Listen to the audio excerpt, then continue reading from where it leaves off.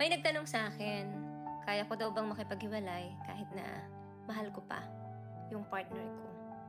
Sabi ko, oo naman. Minsan kasi, kahit na sobrang mahal mo yung isang tao, hindi na siya yung the best para sa'yo. Hindi lang naman kasi dapat pagmamahal ang kinukonsider natin sa isang relasyon, lalo na kapag nasa isang long-term relationship ka.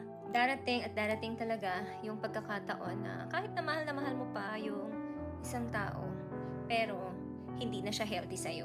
Mas magandang pakawalan mo na siya kahit masakit. Alam mo, mas okay na pakawalan yung isang bagay na hindi para sa'yo kesa ipilit pa. Kung hindi na siya talaga para sa'yo, that's okay. Ganun talaga yung buhay.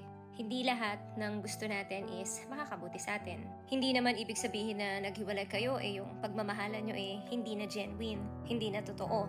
Kung ano man yon, cherish mo na lang yon. May darating